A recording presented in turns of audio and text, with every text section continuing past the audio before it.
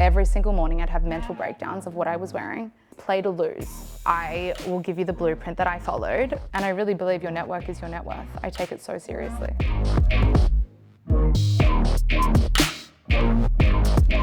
Do you share everything in the business online?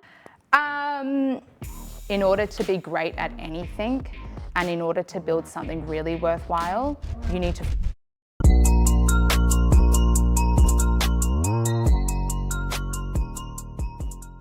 With the things that you share, have you ever stopped for a moment and been like, oh, should I share that? No, I don't.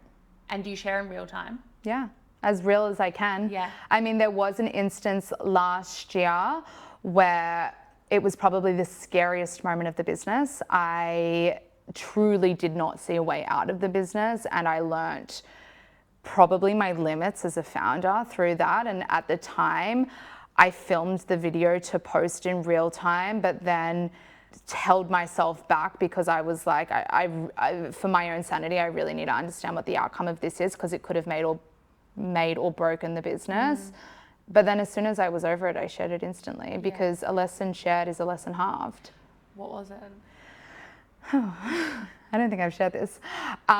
So we launched our collection on March 31st, and it pretty much sold out on night one. We hit 6 figures pretty much within the first 4 hours of launch, which was crazy to me. That was pretty much my target for the entire year. I was like, if I can hit 6 figures this year, oh my God, like that's crazy. There was a clear product market fit there, and I started speaking to my husband about, God, what do we do? Like, there's so much buzz, there's so many emails in our DMs, like, when are we restocking? I really want to ride this wave. Should we turn on a pre-order model?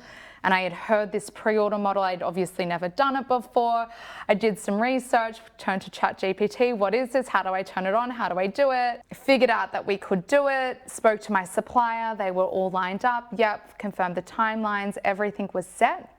1 week after we went live, we announced a pre-order launch. So we were essentially doing a second launch to build up that momentum, build up that hype, have that marketing moment. Launched the collection, made incredible headway in sales, like almost did the same numbers that we did on launch night. Crazy. It was crazy. Next day, I opened up my emails. I got an email from my supplier saying, unfortunately, due to everything that's happening in the US at the time the tariffs were just introduced, unfortunately, we can't fulfill this PO. And so I had taken people's money. They had pre-ordered on the website. They were expecting this product in, I think it was 4 weeks' time. We were air freighting the goods. And they said, sorry, like essentially what had happened was the US tariffs were introduced. They lost so much US work that that they had the capacity to take on a massive conglomerate, and it basically wiped out all of the small guys. And so overnight, I didn't have a supplier, and all my entire production, bar my dresses, which are still made in Australia, was made with this sole supplier. And so I broke down. I was like, what am I going to do? This is the most embarrassing thing. We've just launched it. We've accepted all this money. How am I now going to go on and tell everybody I have to refund everything? And how am I don't have suppliers now. My entire supply chain was finished overnight. And I was in market now. People were expecting newness for the brand. People were expecting the brand to grow. So I then entered a 4-day negotiation with them. We went back and forth. They agreed, thank God, to do the run, but at an extremely increased minimum. So we ended up needing to, it was about 3 times the initial budget. Every single dollar that we made on that launch night and then some needed to go back into restocking this, which in hindsight, you know what? I'm actually so glad that it happened, because one, I'm now sitting in a warehouse where that stock has actually moved. So more people have gotten to experience the brand. There was no way I would have placed a PO of that value had that not happened to me. But 2, the hunger in me to then go and build out a whole new supply chain. I flew to China 3 weeks later, and I went and met with over 10 suppliers, pretty much all of which now work with the biggest brands in the world, because I was like, if I'm going to continue this brand, it needs to be at the same quality, if not better, as my first supplier. So went over there, rebuilt the entire supply chain, and now have incredible people that really believe and back the brand. Yeah. How hard is it to find a supplier? Because I know, like with the chili oil, like we spoke about this briefly, but when I started, we were obviously making it by hand. We were jarring it ourselves, we were labeling it ourselves. Iconic. I have pictures of myself sitting in the lounge room surrounded by all these chili oil jars, just like labeling one by one, like so as good. I go. To be fair, I found it really therapeutic. And I was like, Yeah. this is really calming. Like I had my little Zen moment of sitting in, and you'd see how many jars are labeled, how many still need to go. But I remember when it came to finding a manufacturer, I was like, the fuck do I start? Like, I don't know food. Yeah. I like food. I don't know how to produce it at scale with like food certification. Totally. So where do you start when it comes to finding a supplier? Like, Yeah. I know a lot of people are quite cagey on who their suppliers are or whatever, but I think that trying to find those suppliers in itself is a beast. If you haven't listened to part 1 yet, pause this and go back. I promise you it'll make a lot more sense. If you've already listened to part 1, welcome back. Let's go. And it's the number one question that I get on social media. Really? I think I get potentially anywhere between 10 to 20 DMs or comments on my TikTok. If you go look at my founder videos, you're bound to find 5 in one video where like, who is your supplier? How did you find your supplier? Where do you find a manufacturer from? People are always so surprised when I say finding a manufacturer is the easiest part. Like truly, it really is. And it was for me anyway. So I think my strength in life and in this business is my ability to connect with people. And so when I was starting the business, when I was in Italy, I knew I needed a supplier to start this fashion brand that I had now told my husband that I'm leaving my job for. And I had done the research. Everybody was saying, turn to Alibaba, your usual channels, like filter through there. Here's like a broad sort of template that you can reach out to confirm MOQs, confirm like their catalog, what they do, what they can offer, blah, blah, blah. Surprisingly, Capsule Wardrobe isn't my first rodeo. I had tried to start a few other businesses before Capsule, and I had used Alibaba as the source, direct source, and I just hated it. I couldn't form that connection to the supplier that I knew that I needed. And so in Italy, we were in Sicily at the time, and we were driving from one side of Sicily to the other. We had 6 hours in the car, so I was like, okay, in the 6 hours, I need to find a supplier. So I turned to Jane Lou's Facebook page, Like-Minded Bitches Drinking Wine, which is essentially, for anyone that doesn't know, an incredible Facebook group where women in business are in there, not gatekeeping a thing, sharing their finest secrets on how to propel in business, essentially. So I just naively typed in clothing manufacturer. I came across somebody. She was an Aussie living offshore, and she had worked for the names of biggest Australian brands. So that afternoon I DM'd her. That afternoon I had a Zoom meeting. I moved really quickly. Off that Zoom meeting, she was like, great, come to Vietnam, meet the team, meet the factories, then we'll go to China, we'll fabric source. Essentially, I was like, oh my God, how is this all falling into place so easily? Quit my job, booked tickets.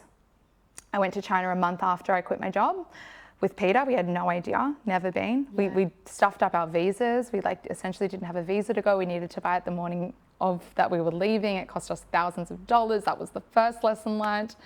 Got over there to find out that she didn't in fact have her own factory. She was an agent working on behalf of third-party factories, which was fine, but we were going to these factories, and these factories basically looked at me. I was like the smallest fry, and they were like, sure, you can work with us, but like you need to commit a minimum PO value of $1 million USD in a season. And I was like, $1 million USD in a season? Like, I think I'm just trying to make like 6 figures in our first year. What do you mean? So came back from that trip and got hit with a really massive bill from her for her time, which wasn't agreed before. And it was essentially half of the budget. That trip cost me half of the budget that I had to start the brand. Crazy. So you can imagine how up in arms I was. And then it was at that point that I was like, okay, how do I find a manufacturer? And I applied the same thinking that I applied to my job as a developer, which was very methodical. Start from A, go to B, go to C. And so I looked at my network of people, which was one person, because I wasn't from that this industry. I called up the guy that designed my second wedding dress, designed and made. And I told him about the experience, and I was in tears. He could see how passionate I was about the brand. And he was like, you know what, I'm going to help you. And so he helped me build out my Australian supply chain. Very quickly, I learned that I needed to take this offshore because I have intention to scale this business big, and I knew it logistically, I needed to get this business working as smoothly as I could to build the foundation to one day scale. So then I spoke to another person who led to another person who led to another person. I probably spoke to 100 people. 95% of which told me no and told me I didn't have the money, the means, or the ability to go offshore. But there was 5% of people that really wanted to help, and it's basically that 5% that's built out my entire supply chain now. I love that. I feel like it's the same. Like when I went down the chili route, I was like, right, I spoke to someone that I had met at a intimate dinner that I was invited to host and talk about personal branding. Yeah. He was a food supplier, but he had a food factory, but I remembered him because he made human grade dog food. And I was like, that's crazy because they can produce dog food and human food in the same factory because it's human grade. Oh my God, that's insane. Because pet products you can't produce in the same factory. Yeah. So I remembered him, reached out to him, and he was like, hey, there's a couple of people, but like also just do your research online as well. Like there's a heap of factories for food. And I was like, okay, cool. The hardest thing for us was trying to find somebody who could replicate the recipe that we had, because every chili oil in market at the moment makes it by putting the hot oil into the already cooked ingredients, which is a lot easier because the oil squirts straight into the jars with the ingredients already cooked. Yeah. But I was like, the whole point of ours is that it's crispy and it stays crispy in the jar because we deep fry the items in it before it gets the oil. So we had to figure out that process, and the only woman that was willing to work with us on it and not charge us to figure out the process, I was like, I just have a good gut feeling about her. Yeah. And I'm like, I'm just gonna go with her. Like I know absolutely fucking nothing. She could be pulling the wool over my eyes, and we'll learn that really quickly if she is. But she was just so willing to help us and like work with us and workshop the samples. And I feel like a lot of it is just like network and trial and error. And it's also like, honestly, I'm going into this and going into the manufacturer and trying to unpack this whole world of manufacturing supply chain in a foreign country. Like I knew I was bound to stuff up. Not stuff up. Nothing is a mistake. Like you always learn to be better. But I accepted the fact that in turn one day, I will have figured out a way to make this process that I'm doing more efficient. But I'm gonna be very inefficient at the start, and that's okay. Yeah. And so every time I ran into a wall, it was almost like I was expecting it to, and then I had this ability to bounce back really quickly and just be like, on to the next, who's the next person I can call. Yeah, I love that. I think one thing that really resonated with me when I read it on your website was that as humans, we make countless hard decisions every day. And I was like, wow, I feel so seen. Yeah. And you wanted to reduce the amount of decisions that women were making day to day. You spoke about that tough decision of like the 4-day negotiations to figure out how you were going to fulfill these orders. Has there been a tough decision that you've had to navigate outside of that you're like, whoa, like, I wasn't sure what was going to come off it? There was. It actually came around my first employee for the brand. She was incredible. She is incredible. Such an incredible designer. The first hire in the brand was a product hire, and it really is because my North Star in this whole brand is product. I mean, when you're starting a business, everybody always says, like, hire somebody that knows more than you, that is smarter than you. And I completely agree. My only caveat towards it though is when you're completely new to an industry and you have the strongest vision for what you want to build and what this company needs to look and feel like, if you're bringing in a quote unquote expert that doesn't align with that goal, sometimes they can take it as power over you and like their opinion is more valid than your opinion. Despite how incredible that person was, I figured out really quickly that it doesn't matter how incredible the personnel is that you bring into the team. The one thing for me is they need to share the common vision for the brand. and the identity of the brand and the concept. Like, we are a concept first brand. And if you can't get on board with the fact that we design and sell curated capsules, then bye. Unfortunately, like, you're not a good fit for the business. And that was a really hard decision because she did know so much more than me. She came from a plethora of knowledge. And I knew letting her go meant that I needed to in turn take all of that workload back and navigate marketing the business and growing the business and then producing my summer collection by myself. It was a lot, but I'll never, ever, ever compromise the vision for the brand to build a team. Yeah. How big's your team now? Me. I love that. My mum. You do it all? I don't do it all, no. I do, so my mum, bless her soul. We love her. We love Mama Jo. Mama Jo, Shout out to Jo. Mama Jo is actually a psychic medium. Love. She has her own business. She's insane, but she's also a grandma. And so she has time in her calendar to look after my son's 2 kids, and she had time to come on board with the warehouse. So she basically heads up our warehouse now. She packs orders every single day, along with my cousin, actually. So after launch night, we had all of these orders and I was like, oh my God, I was expecting to get like 10. Who's going to help me pack this? Yep. And I remembered that my cousin worked for a fashion label previously, so I called her. She was actually in between jobs, so she came on board. She's been on board ever since. She's working part-time in the warehouse with mum to help mum because mum's not that tech savvy. It's a work in progress. She's gotten way better. Yep. But yeah, otherwise it's just me and then freelancers. Love.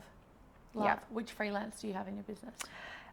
Again, product is a North Star of mine. It's something that I take really seriously in the brand. And so I work with an incredible senior garment technician, an incredible couture pattern maker that essentially makes our patterns here in Australia. We fit them here and then we send those patterns offshore to make sure that we are controlling fit from conception right through to delivery. And then I work with an incredible branding agency that helped me further my vision of the brand. So I sort of came to them with my brand identity. I had built it out, and then they furthered that and then built out the visual identity that you see, and they helped me develop the website. Because the website, like the core function of the capsule page, it was something, the way that we built it was something that had never been done before. And it took us a year and a half of just designing that page so it was user-friendly, easily digestible, and like it made sense. So I work with them as well on an ad hoc basis. Love. Now I know that you spoke about mistakes and things like that, and I think one of the things that we connected, well, that resonated with me so much after our conversation was how transparent we both were about the realities of business. And you know, I think almost every founder I speak to, they're like, it's fucked. Like, and I was like, that's why I like them. That's why I connect with them. Anyone that says to me, they're like, oh, it's actually so great, blah, blah, blah. I'm like, yeah, it is, but it's also fucked. Like, it's difficult. What is something that you kind of went through outside of the things that you've already shared that you're like, wow, had I have not gone through that, I wouldn't be the type of founder that I am today?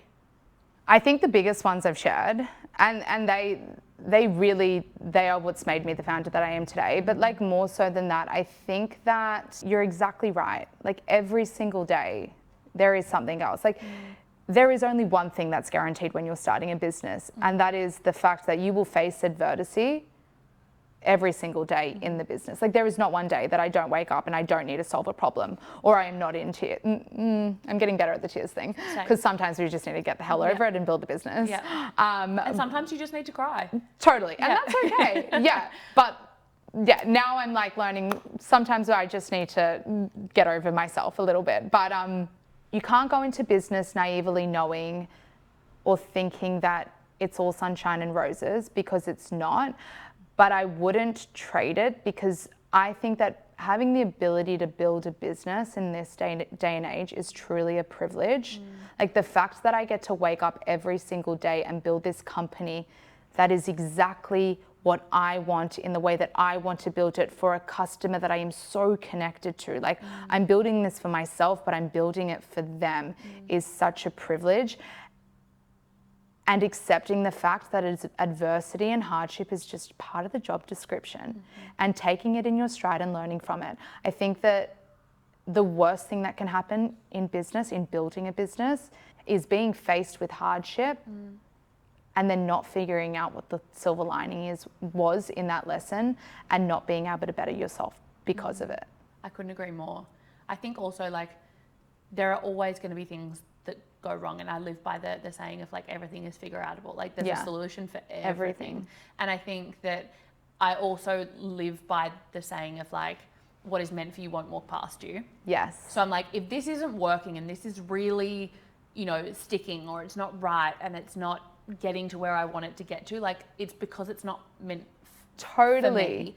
If you had to go back and talk to Ash a year and a half ago prior to launching the brand, what would you tell her? Exactly to your point. I think that I get so many questions from young girls at the moment saying, I don't know if this is the right choice. I don't know if I'm making a mistake. Like, how did you know that what you were doing was right? It's the position that I was in before I launched. It was like, I need to tread exactly perfect every step of the way, or I'll be made to know that I have no idea what I'm doing. Hello, me again. If you keep coming back to top of mind but still haven't hit follow or subscribe, this is your sign. You have no idea how much it means to me. The more follows we get, the better the guests. The more conversations we can be having, the more you can learn for free. Win-win. So go on, hit follow. I'll wait. Okay, now back to the episode. Now I take it in my stride that I have no idea what I'm doing, and I share that. And I think I've formed this like really deep belief that in life there is no wrong step. Like whatever direction you choose to go in, destiny will always meet you exactly where you need to, like exactly where you're meant to be. I started as a property developer. Like I literally, for 8 years of my life, I was in a hard hat, steel caps, jeans and a t-shirt telling subbies off on site about the fact that the concrete slab was not poured to the specification of our structural drawings. And now I'm running a fashion label. Like destiny will always meet you where you're meant to be. If you're reflecting on your journey as a founder now, I think to your point as well, like not knowing everything, like I can't tell you how many business owners I've met that I've had on this pedestal where I'm like, wow, they're amazing and they're killing it. And then I meet them and I'm like, wow, they don't have it all figured out. Like they're figuring it out just as much as I am. It gives me so much confidence to just continue to keep going, because I'm like, the people, and we spoke about this previously, but like the people who win are the ones that just don't give up.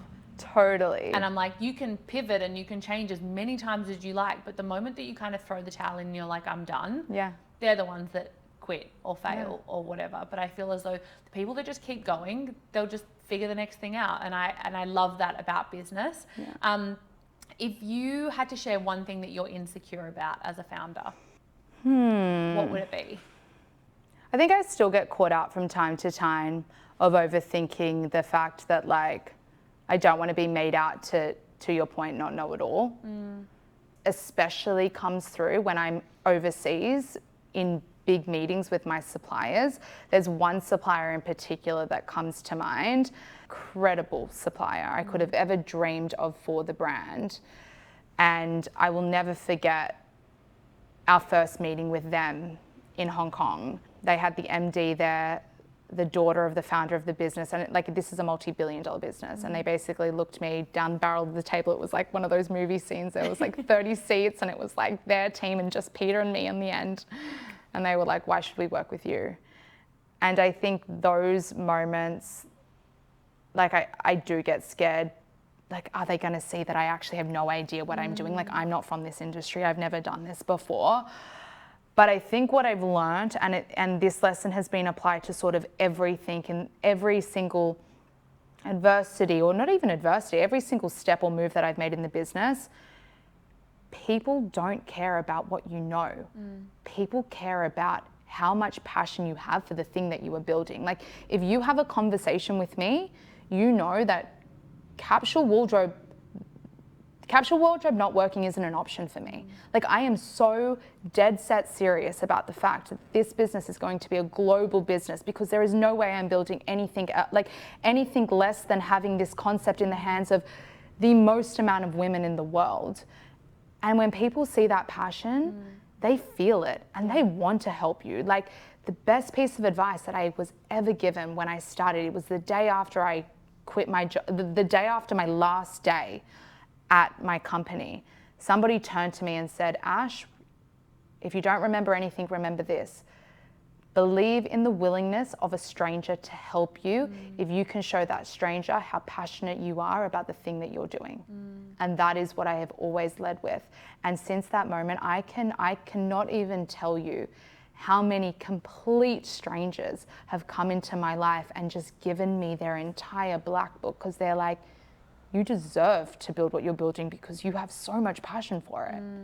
Yeah, I couldn't agree more. I think also like the networks that you build, it's crazy because I think, you know, networking can again be a buzzword that's thrown around, and it's like, oh, who are you networking with? And it's like, actually network is all of your relationships that you've made to date. It's not events that you go to and you network with, because I fucking hate them. Where it's like, turn to the person next to you and tell them something that you don't know about them. And I'm like, it's boring, and I think that it's manufactured, and I think that there's not a lot of substance that comes from those events. Whereas if you were in a room with people, like-minded people, that genuinely understood what you'd been through, or genuinely understood, you know, where you were at in your business, I think those are the relationships that then end up saving you in the long run. Oh, 100%. It's exactly that. It's not the networking drinks, female founder drinks that you go and you like meet and form these some of them are amazing, and yes, I've been able to forge incredible relationships through them, but my network is my accountant, who actually happens to be, who's now become my best friend, who's also, her name's Lexi Murray. She has an incredible social media agency called Be Seen. We connected through being a female founder, and because of that, she introduced me to her dad, who is an incredible management accountant, who's come on board essentially as my fractional CFO for free, because he wants to just help me and help the business. Like, that is my network. Yeah. And I really believe your network is your net worth. I take it so seriously. Yeah, I couldn't agree more. Now, a couple more questions before we get to quick fire questions. For such a new brand in market, and for someone that doesn't have a huge amount of capital or team supporting them behind the scenes, outside of obviously the team that you've mentioned, if a business is looking to start a brand or a product or a service or anything, where do you think they should start from a marketing standpoint if they don't have a lot of capital? Okay, marketing standpoint is easy. I will give you the blueprint that I followed. So, number one, social media. Goes without saying. I feel like at this point, you don't even need to say it. It's free. It's free to start an account. It's free to post. It's free to share your story. The only thing that separates you from the rest of the world is your unique story, your unique perspective, and your unique business. So always keep that in mind. Once you have the USP to start the business and you truly believe in that USP, go on a journey to share, not the USP. Never ever start with the solution. You start with the problem. What problem are you facing that you will one day solve? That's what I did at the start. It wasn't, hey, a Capsule Wardrobe is here to help. I needed to build that trust with my audience that I was a real life girl experiencing these real life problems. So I shared the issue of going into my closet, not having anything to wear, not feeling like myself, having this lack of identity. And I shared it for a while. Like, we're talking over 6 months. I'm sharing the same problem over and over and over again. I was like a broken record. Then I shared part of a solution. I shared this concept of a capsule wardrobe. So share in part the solution, and then once you've gotten that clarification, or that validation that that solution is actually something that the market wants, then go ham on sharing the business and the USP. Another way, a big tip on how I actually built up pre-launch is, not only was I building out my personal brand and took it really seriously, like I took it as though it was my full-time job, I also built out the brand's identity. So I started an Instagram page. At the time, it was called The Capsule Girl, because I wasn't sharing them a name. We were going through trademarking at that time, so I couldn't share it.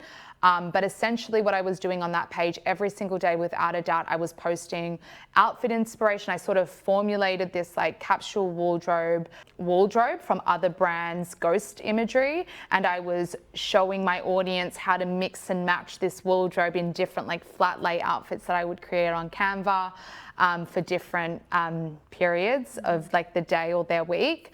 And then I created these like fully curated guides. So like the key is you need to add value to your customer. people of course care about their story, but what they care more about is like what's in it for them. What value are you giving to them? And that's something that I learned really, really quickly. So I started creating these capsule wardrobe guides, which would essentially go into detail of what a capsule wardrobe was, what is a checklist to like the ideal capsule wardrobe, how to cull your current wardrobe. And then I gave like, it was crazy. It was like 100 outfit options, I think. I can't even remember now. If that's wrong, don't come for me. But it was a lot of outfit options. And I would essentially go onto the Instagram page or go onto like my TikTok page and be like, I've created this guide, you need it. And I'd like do green screen and scroll this whole guide. And what that allowed me to do was build an Instagram page. I think we got the page to about 7,000 followers before launch. And an even bigger email list. We built out the email list to almost 10,000 followers. And the key was they were highly engaged audience on the product that I would one day launch. I think where people go wrong is they either buy their followers or they go on this journey to building out an audience through viral moments that don't really relate to what they will one day come out with. And then they launch the brand and it's crickets and they can't really work out why. So I think it's using social media to the best of your ability, share your story, provide as much value as you can, do the groundwork before you launch, because trust me, you will thank yourself when you launch to market with an active audience that is warm and that actually wants your product. Totally. I think also people grossly underestimate the runway for a launch. Oh my God. How much time you need. Like the longer the better. I took 1.5 years of posting every single day. Literally. It was like relentless. No, I love that. Now, before we get into quick fire questions, what's next for Ash and what's next for Capsule Wardrobe? What is next? First and foremost, continuing to build a brand that is completely aligned to the community that I'm providing it for. So continuing to be that one-stop shop for a modular wardrobe solution that is both stylish, fashionable, but really works together. I think beyond that, I've always been very vocal about the fact that this dilemma of having nothing to wear and this solution of a capsule wardrobe is something that isn't felt by my immediate circle. Like it's a problem that is experienced globally. And so for me, I have full intention to scale this brand on a global scale. My background in development was actually retail development. And so I would build retail shopping centers. And more than that, like the company that I worked for was really big on creating, again, worlds for customers and foot traffic to exist in. So I think I'm really excited at the prospect of building out bricks and mortar, but more in an experiential way as opposed to the traditional means that we see in retail. And my personal brand, just continuing to connect with amazing people. Like nothing makes me happier. Love that. I love that. Okay, now quick fire question. First question is, name one brand that comes top of mind for you. Jack Moose. Why? I think he has this amazing ability to storytell through product. And I think that storytelling is, in my opinion, the only way to build brand moving forward. Love. What's something that you wish more founders would say out loud? I think that more founders would call out how much of a privilege it is to actually be in a position to build a brand. What's the best piece of advice you've ever been given? The best piece of advice is, I actually heard another founder say this on a podcast and it stuck with me. It's play to lose. I think, and it's something that I've applied to my journey every single day. When you're playing to lose, you have no expectation. You play almost relentlessly. You're not careful and you throw everything that you have at the wall because you have no expectation of it succeeding. Whereas when you play to win, there's expectation that you associate. And when it doesn't meet that expectation, you're disappointed in yourself. Love. What's the worst piece of advice you've ever received? Don't quit your job. If you or your business had a theme song, what would it be? Oh God, I don't know the name of it, but you sing know the song. Sing it. It's The Devil Wears Prada when Andy is at the start of the movie and it's like dun dun and like all of the it's like the Devil Wears Prada theme song. Someone tell me what the name is. I don't know. Okay, that's so embarrassing. Love. If you had to swap businesses with anyone else for a day, who would it be? Oh God, probably Stephen Bartlett, Flight Story, because I think that as I build this business, I am very aware and cognizant to the fact that it is not going to be me that solely builds this business. It's going to be the team that I bring into this business that really builds this business. And I think his approach to hiring the best is something that I truly admire. So I would love to be in his head for a day to understand how to actually get excellence on your team that want to win every single day. Yeah, I couldn't agree more. He talked about this idea of like, I'm actually just human resources. Totally. Like, not a business owner. I Truly. just do HR. I was like, love that. I've been promoted to HR manager. Yeah. Officially, we are hiring. Literally, so add it to the hat list because I'm wearing 5 others, 10 others. What's your go-to comfort food after a tough day? No, this is so embarrassing, and I like can't share it because I feel like this is going to live on the internet for a really long time. No, you can, because the quote is embarrassment is the price of entry. So let's go.